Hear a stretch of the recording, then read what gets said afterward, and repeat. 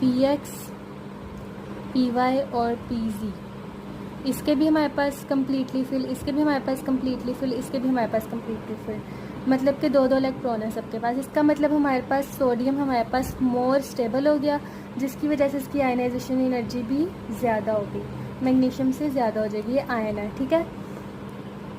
तो अब हम लोग आगे पढ़ लेते हैं जो रीडिंग में हम लोग को दिया गया है। वैसे ही टॉपिक बहुत आसान है। The trend of ionisation energy of period 1 to 3 is shown in figure 1.5. It shows that noble gases have the highest values of ionization energy due to complete outermost shell in them. उन्होंने क्या बताया कि noble gases की हमारे पास सबसे ज़्यादा ionization energies हैं, जैसा कि हम जानते हैं, क्योंकि उसके अंदर जो आउटर मोस्ट शेल है वो कंप्लीट है, मीन्स कि ये मोर स्टेबल है। Is removal of electron is extremely difficult, जिसकी वजह से रिमूवल ऑफ इलेक्ट्रॉन ज़्यादा मुश्किल हो जाएगा। जबकि जो अल्कली मेटल्स हैं have lowest values of ionisation energy, जबकि जो अल्कली मेटल्स हैं लिथियम, सोडियम, पोटेशियम, इनकी आयनाइजेशन एनर्जी सबसे कम है। क्यों?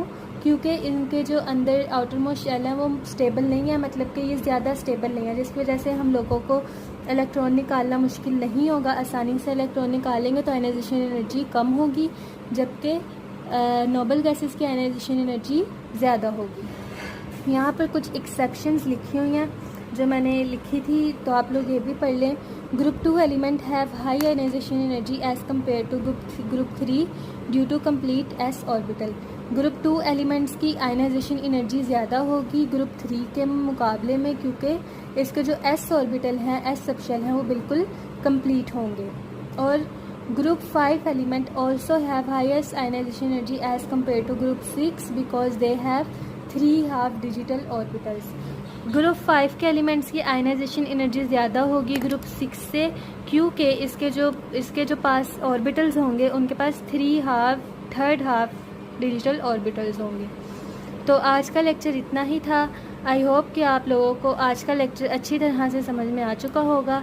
अगर आप लोगों को आज के लेक्चर में कोई मुश्किल या परेशानी पेश आए, या आप लोगों को लगे कि आप लोगों को भी समझ नहीं आया, तो आप लोग मुझे कमेंट सेक्शन में कह दीजिएगा और मैं इसको दोबारा से अच्छी तरह से समझा दूँगी। और इसके आगे हमारे पास एक क्विक चेक भी है। अगर क्विक चेक है ना, तो वो मैं इस पूरे चैप्टर की सारी क्विक चेक एक साथ ही समझाऊँगी, एक ही लेक्चर वो आएगा और मैं उस एक लेक्चर में सारी क्विक चेक्स अच्छी तरह से समझा दूँगी। तो आई होप कि आप लोगों को आज का लेक्चर समझ में आ चुका होगा, और अगर आप लोगों को आज का लेक्चर समझ में आ चुका है तो मेरे चैनल को लाइक, सब्सक्राइब और शेयर लाजमी कीजिएगा।